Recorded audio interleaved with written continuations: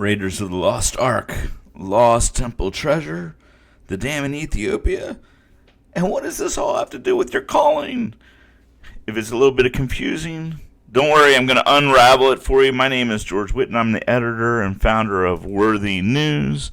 Let's get right into it. Today is September 4th, 2020. This is a Worthy brief that we sent out yesterday. Just so you know, you can sign up for these things. It's free. You can go to worthybrief.com. And a Worthy Brief is simply a daily devotion along with what's happening around the world, what's happening in Israel, what's happening in the United States, and what's happening to believers. Yesterday, a major story that we had, U.S. cutting $100 million in aid to Ethiopia over dam dispute. What are we talking about? Well, let's go to the passages. We have to understand that right now there is a dam. It is a giant dam. They want to go ahead and block off the headwaters of the Nile River. They say it's going to take, give or take, maybe up to 7 years to fill. And this dam is not a little dam. It's a mega dam. So how does this have to do with prophecy? And how does this have to do with me, you ask? Well, let's go to the Bible. I'm using worthy.bible. It is a website that we created for easy Bible study. If you want to go to it, it's just worthy.bible. If you go to Isaiah 19, 1 through 25, we read a passage. This has to do with Egypt. We know that this passage is about a passage of the time of the end. At the time of the end, there's going to be a highway out of Egypt to Assyria. The Assyrian shall come into Egypt, and the Egyptian in Assyria, and the Egyptians shall serve with the Assyrians. In that day shall Israel be a third with Egypt and with Assyria, even a blessing in the midst of the land. Whom the Lord of hosts shall bless, saying, Blessed be Egypt, my people, and Assyria, the work of my hands, and Israel, my inheritance. It talks about a time of peace. This is talking about when the Messiah comes back. Now, I'm going to go back up. We have to start at the beginning here. We're looking toward a civil war happening sometime in Egypt, and the Egyptians will be against the Egyptians, and they will fight everyone against his brother and everyone against his neighbor, city against city, kingdom against kingdom. And we're looking at a situation. There's a civil war. The spirit of Egypt will fail, and then they're going to seek the counsel of idols, charmers, and then they have familiar spirits into wizards. We're talking about occultic information going on here. We're talking about how even in the wars, really in a lot of civil wars, where the spirit of rebellion is what? The sin of witchcraft. And so we have a rebellion taking place, and at that time there's going to be a cruel lord over Egypt. What is directly connected to this? What is the geological sign that we're going to see? The water shall fail from the sea, and the river shall be wasted and dried up. What's the river? When you think of Egypt, what river are we talking about? We're talking about the Nile River. We're talking about a river drying up so much so that the fishermen will mourn.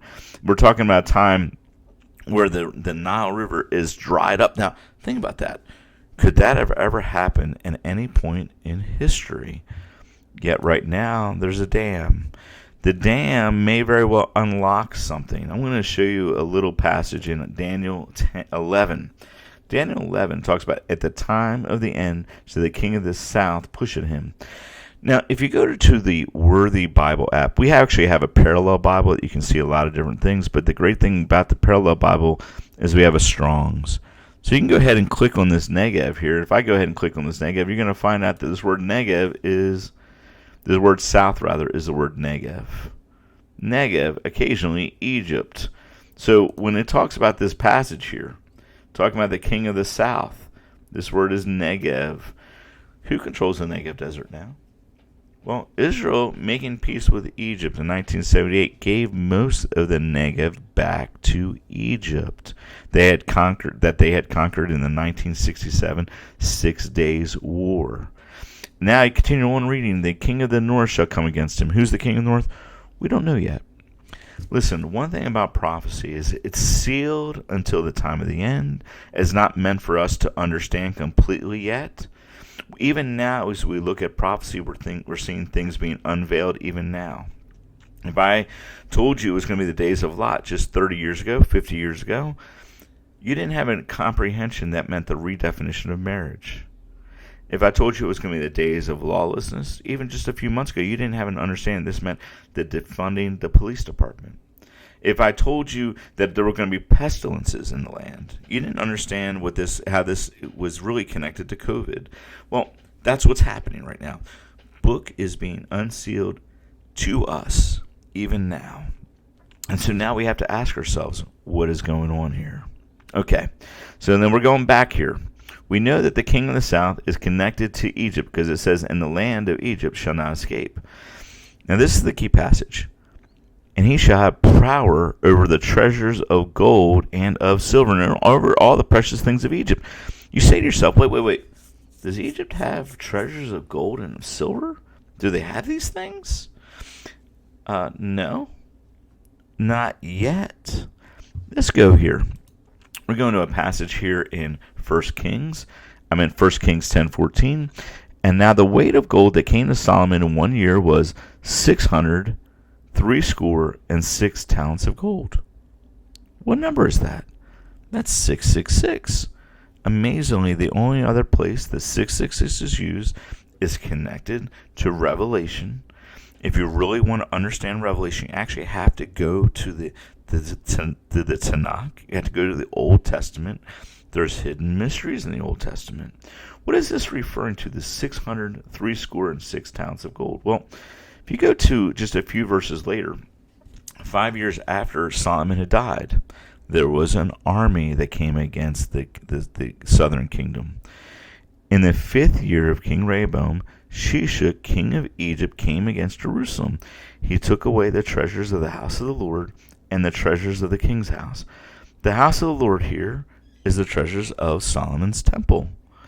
The treasures of the king's house is Solomon's palace. Now, he even took away all the shields of gold that Solomon had made. What are these shields of gold? Well, in the temple itself, there were along the walls shields that Solomon had made. The shields of gold were completely around the temple. And so when the menorah or the candelabra or the candlestick was lit up in the midst of the temple, and you lit the temple, you lit the menorah, the light would reflect off of shields and it would bounce back and forth, bouncing all around, so that when you actually open up the doors of the temple, light would burst out. It would be like an explosion of light. Now notice here, Shishak.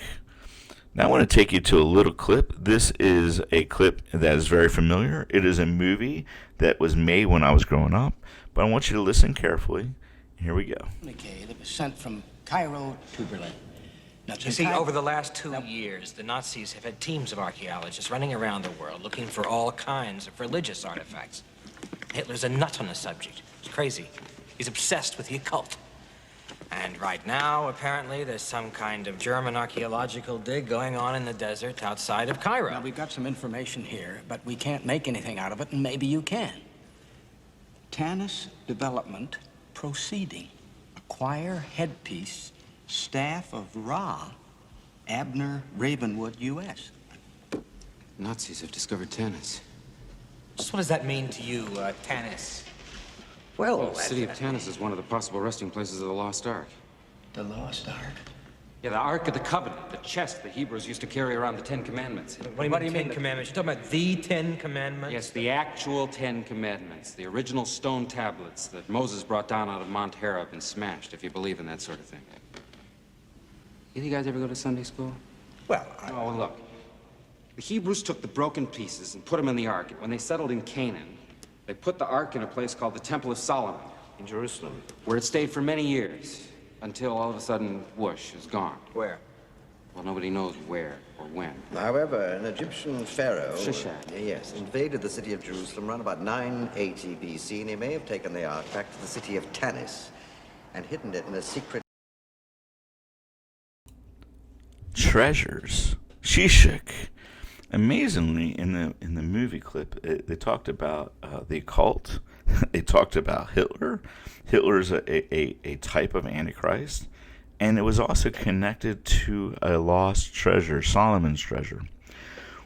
What many people don't realize is that inside of Egypt, under the waters, are perfectly preserved cities. Literally, cities are underneath of the water. There's actually videos. This is a documentary called "Discover Egypt's Sunken Cities." Go ahead and do a YouTube search, and you're going to find out something that, hey, there's something to be discovered. Could what is being discovered be the temple treasure? Could it be Solomon's treasure? Could it be this treasure? Well, in order to understand how the Bible works and how God works, you shall know the end from the beginning, that there is a cyclical pattern. This is why we have an understanding where it says history repeats itself. It doesn't necessarily repeat, but it rhymes. So I'm going to take you back to another time in history. And this is Isaiah 45:3. Now, Isaiah 45:3, very interesting passage. In verse 1, it talks about Cyrus. Cyrus is known as the king of the Persian Empire. I'm going to go ahead and reload it. The Lord said to his anointed. This word anointed here, if you go ahead and look at it, is the word Mashiach. This is the word Mashiach. This is the only other time in the Bible that a Mashiach is ever connected to a Gentile. Well, this is connected to Cyrus. And you look at verse 3 here. And I will give thee the treasures of darkness and the hidden riches of secret places, that thou may knowest that I, the Lord, which called thee by name, am the God of Israel. The hidden treasures of darkness, the hidden secret treasures of the secret place. Now, I want to take you now to the John Gill's commentary of Isaiah 45. This is Isaiah 45. This is verse 3 of this. Ready? And I will give thee treasures of darkness, hidden treasures of secret places. Now notice what the rabbis say. That Nebuchadnezzar, having amassed together all the riches of the world, when he drew near to his end, considered himself to whom he should leave it. And being unwilling to leave it to even Marduk, he ordered ships of brass to be built and filled them with it, and dug a place in the Euphrates and hid them in it, and turned the river upon them. And that day that Cyrus ordered the temple to be built, the Lord revealed them to him. And what did he find? The riches of the king of Lydia, right? The ready bound in riches. Now continues on here. He brought away 34,000 pounds of gold, besides the golden vessels. Now, what are these golden vessels? You have to understand that Nebuchadnezzar sacked the temple. It sacked the temple before it was destroyed at the end of the temple's life. These golden vessels could very well possibly be the temple vessels. We're not exactly sure. I'm not trying to read into this. I'm just trying to explain to you that there was something that was discovered. There was 500,000 talents of silver. Now, a talent bar is 75-pound bars. There was 500,000, 75 pounds of bars of silver. Think about that. Think about the amount of treasure. This is a treasure that was connected. Now, this treasure was discovered. How was it discovered? Well, the city of Babylon was impenetrable. You couldn't actually defeat the walls. The walls were so thick that they had multiple chariots riding on the tops of the walls.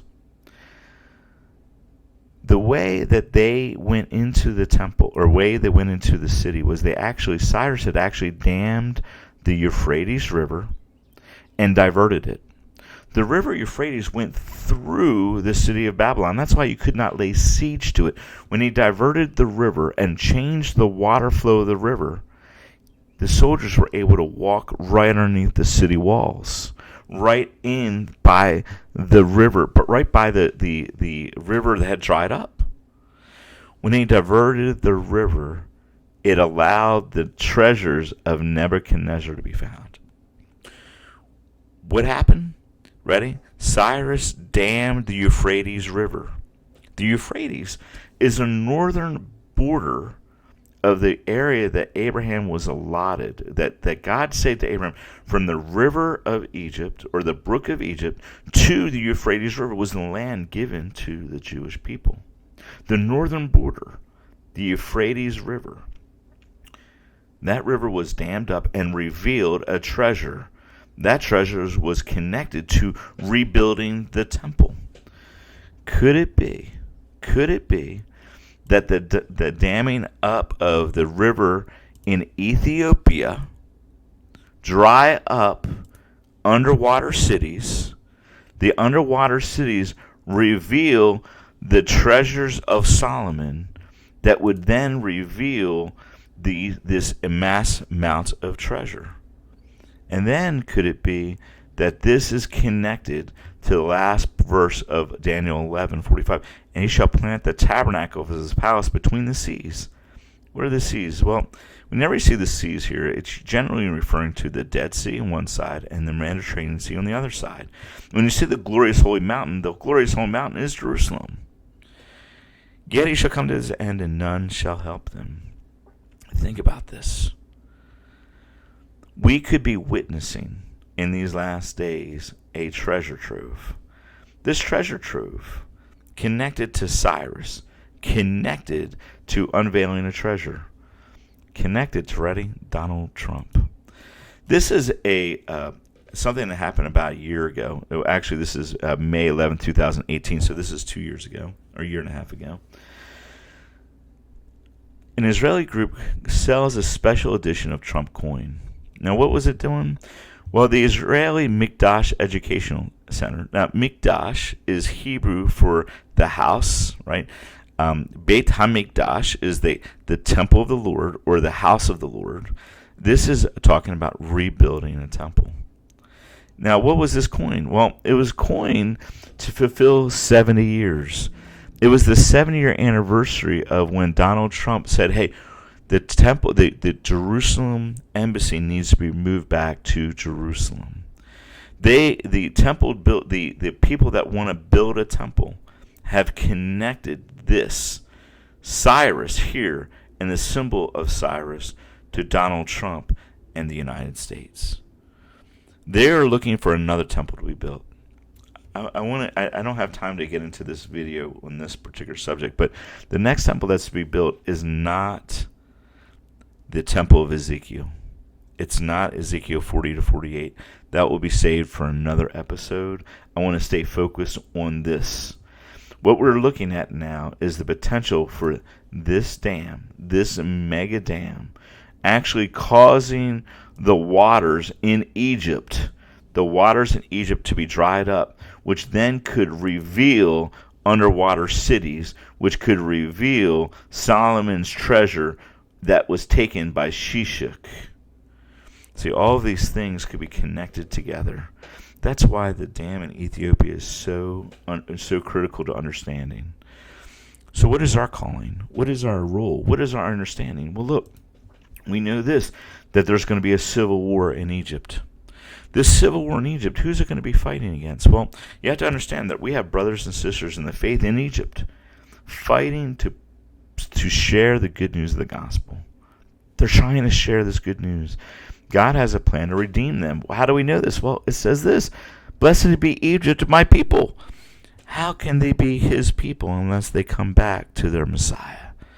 And so this civil war very well may put our brothers and sisters in the faith in the midst of a situation. We need to be praying for our brothers and sisters in the faith that are sharing the good news inside of Egypt. We need to be praying for the revival in Egypt. God loves the Egyptians. God has a plan for the Egyptians. God does not hate any people group. God loves the Palestinians. God loves the Iranians. God loves the Iraqis. Do not get into a mindset that God is against anyone. He sent his son for the entire world, that the entire world would know who he is. So my hope is that you get an understanding of what God is getting ready to do. God's getting ready to do something awesome in our midst. It's really awesome, and we're alive, and we're seeing prophecy being unveiled, being unsealed. Do not get caught up in, this, that, and the other. Do not go ahead and look, the body of Messiah has enough division. Prophecy isn't given to us to cause more division. Think about how many divisions are split, the church is split over the timing of the rapture, over things of prophecy. Prophecy is not meant to divide. Prophecy is meant by the Lord to encourage us that his word is absolutely true. And it gives us an understanding and anticipation of the soon return of the Lord. But it also gives us an anticipation. Hey, we need to be about his business. He said, occupy, continue working till I come. we now have our orders. Our orders are to share the good news of the gospel. We can never lose sight of this. Let's actively understand our roles as kings and priests of the Most High God. Let's sow into the revival that God has got going in Egypt. Let's sow into the revival that God has got going across the entire Arab world. I really hope you like this episode. This is what I hope to start doing on a regular basis, is talking about the things that are happening, not so much to not really for a scare tactic. I am not a doom and gloomer. I believe our best days are ahead of us. It's not the end of the world. It's the beginning of the kingdom. We have to understand what our role is. And if you don't have an anticipation and excitement of the Lord's return, then you need to get into the book. You really need to study the Word and let the peace of God, the shalom of God, overwhelm and consume you, because the world is going to get a lot worse before the Lord's return. But the good thing is, at the end of the book, it says we won. We win. It's already a done deal. And now we're alive, and we have the opportunity to share the good news. Listen, subscribe to our channel. I want to go ahead and make this a kind of a regular broadcast. I want to kind of share the insights of why, when we do our worthy brief and we go ahead and cover what's happening around the world, why certain things matter. What do all these events mean? How are they connected to prophecy? And so my hope is that you go ahead and subscribe to this YouTube channel. Subscribe for our worthy brief. Be blessed. Have a wonderful day. Have a wonderful weekend. Until next time, this is George Whitten with Worthy News.